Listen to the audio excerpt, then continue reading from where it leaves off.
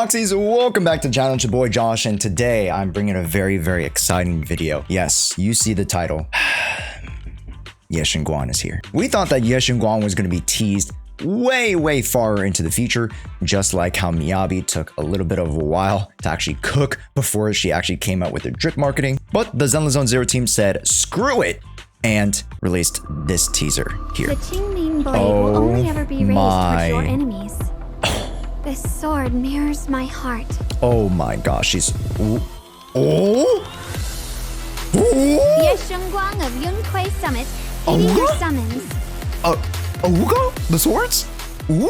Folks, Yashin Guan is finally confirmed to be our newest S rank Void Hunter character, and it's not explicitly shown in this particular graphic, but is shown in this graphic here that Yashin Guan's archetype is going to be that of a Void Hunter. She's going to be an attacker unit, and she is going to be an enhanced or subclass version of physical. Now, many people in the Zenless Zone Zero communities, I saw in other people's YouTube comments, I saw in a bunch of Reddit posts, I saw in a bunch of Twitter posts that people were not too happy about Yashin Guan specifically being an attacker agent. This threw many people aback just because a lot of us were relatively sure that because we were introducing so many rupture agents as well as so many rupture oriented bosses or miasma bosses, that we were going to see Yashin Guan be the pinnacle of what rupture was going to bring in 2.x. However, amongst the far cries for Yashin Guan actually being rupture, there's actually a couple of reasons on why her being attacker actually is to the benefit of the entire game. And I actually went through all these points live on Twitch. So here's a quick montage of my thoughts on Yashin Guan being attack. Why do people blindly believe leaks? That's a great question, because it's easier to read a leak on Twitter than it is to follow a content creator. Folks, it is your gracious overlord Jshoea, the Ghost Rider, the back-to-back, and of course, my new title as Yashin Guan's wife. Talking about Yashin Guan, a lot of people did not like that teaser. I assume most people have been keeping up with the news. Now, this brings up a few things in particular, right? A lot of this game has to do with synergies.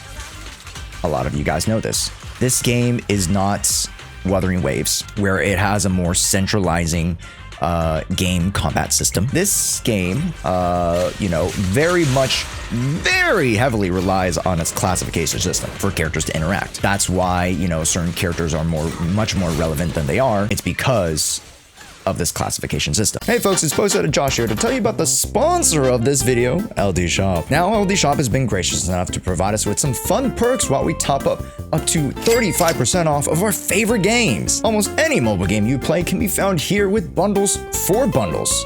Wait, that's kind of genius. And off of your first purchase, LD Shop wants to make you a customer for your gacha stay. So they're giving you a top up starting at 22%. All you need to do is take your ID, region, and enter your payment method, which they have it all, and boom. Yeah, you can't miss out on even more savings because I have an additional 15% off code if you use the link below with an extra 5% coupon for later. Take a look at the internet passes. They are $3.60 versus your regular $5. That money adds up, folks. Well, make sure to drop by LD Shop by clicking the link in the description for exclusive perks and discounts. And thank you to LD Shop for sponsoring this video. Even though they might be, stronger one way or another, a lot of characters can get bounced out of relevancy because of their class alone. It's not always the case, but in many cases it is. So when it comes to a character, and especially a notable offensive character, you want to make sure that you get their classifications right, and you want to make sure that the glove fits the hand. And in particular, what I mean by the metaphor of the glove fitting the hand, I more specifically mean how Yashin Guan is going to fit with her other 2.x cast mates. As so far as one of the biggest connectivity points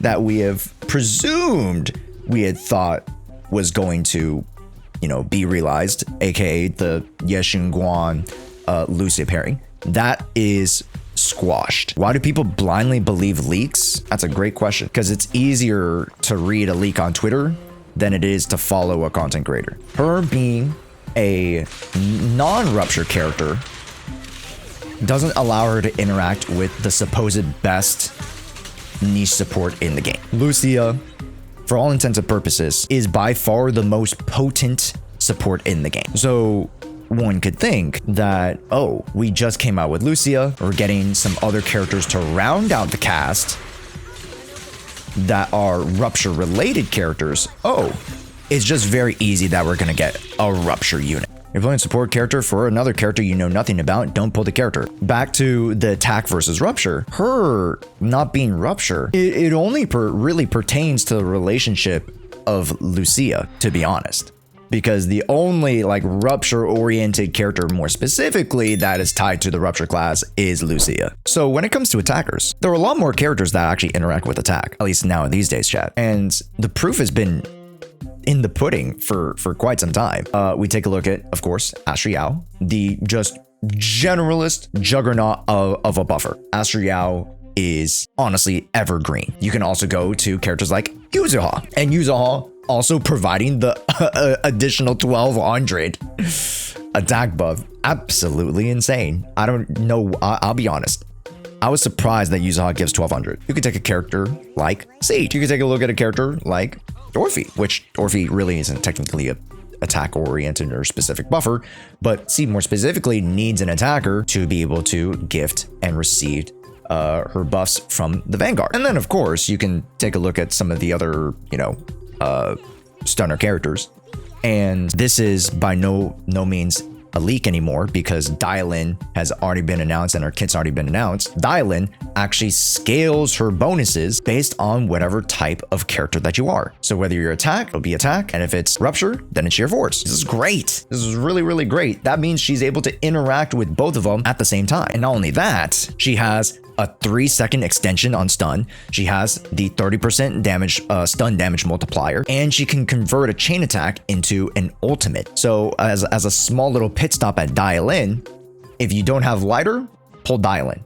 If you don't have Qingyi, pull Dial In. If you don't have Trigger, pull Dial In, flat out, period. But it doesn't stun lock enemies like Qingyi. Okay, there are other parts of other characters' kits, right, that they can provide. Dylan does not provide the amount of aftershocks that Trigger does. She doesn't provide an extra 1,000 decibel bank that Jufu does. But in terms of sheer performance, she'll perform like 5 to 10% better than almost every other stunner. And that's just team-wide damage. So where does this leave us with Yashin Guan being an attack unit? This pretty much leaves us with this notion. She becomes a lot easier to build around. That's for sure. She is a lot easier to build around. Potentially Caesar could come into play, even though, again, Caesar is not the most meta relevant character, but she does buff attack, which is good for Yashin Guan. And other characters that have been left in the dust, supposedly, the Renas of the world, which again, she's not electric, so the relevance is a little bit subpar.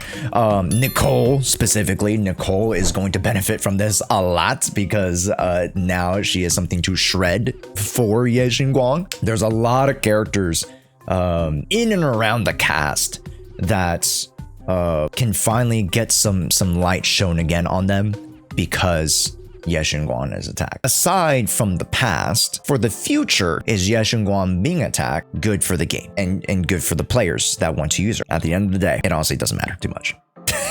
And I'm not saying that the devs are like, oh, what's the better choice of like supports around attackers versus Rupture?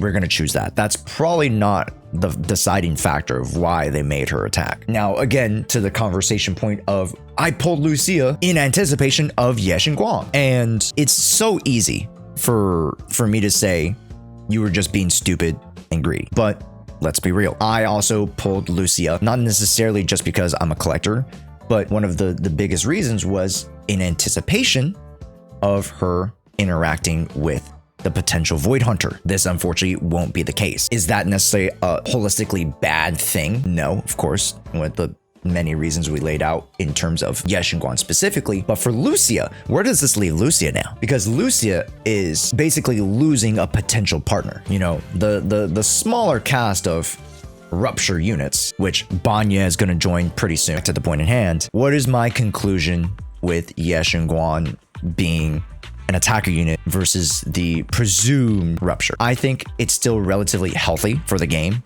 I still think it is a great classification for her because she's able to interact with more units than just the rupture class. This means that there's a lot less pressure on the rupture units, meaning that characters like Yidhari, like Banyue, have a little bit more market share. Yashin Guan being attacked is actually more healthy for her than you actually think. For her and herself, it's healthy for the state of the game because it allows more units to interact with her versus just being, you know, a character that Lucia can buff. And this opens up actually the enemy side of the conversation, because if she were to be rupture, more than likely you would assume, oh Josh, then we're gonna get a rupture shield boss. Oh, I don't want rupture shield bosses. No, no, no. If it's an attacker shield boss, hey, rupture can still do very well because, again, if it's a miasma based entity, which let's say Defiler, for example, was a miasma based attack shield boss, if it's the same thing for Yashin Guan, this is going to be really, really good news for a lot of other attackers. Overall, her being an attacker is actually a much better thing for the game than we might think. And just to wrap up the actual drip marketing for Yashin Guan, as you can see, her base model is absolutely adorable. And then when she goes Super Saiyan mode, when she goes into Chaos Control Shadow State, she actually grows a little like Oni horn. Like it's like a transparent, like, you know, horn here with the little red tip, and it's pretty cute. But you know, the swords in the back, I assume, are, you know, more physical manifestations of light. I presume that she was going to be of a light oriented element where she would physically turn light, or excuse me, she would turn light into a physical property, aka all of the swords or the Qingming blades or whatnot when she masters it throughout the story. But as far as any beta content or leak content, kit content around Yashin Guan, that's going to have to wait. But Yashin Guan's entry as a premium physical attacker, I think, is very, very healthy for the game, and I'm very much looking forward to my new wife. I'm so excited for Yashin Guan, and I hope that you guys are too. Let me know down in the comments what you guys think about our newest dripped character. This is going to be absolute cinema, folks. I'm so excited. Make sure to subscribe if you too love Yashin Guan, and we'll see you in the next one.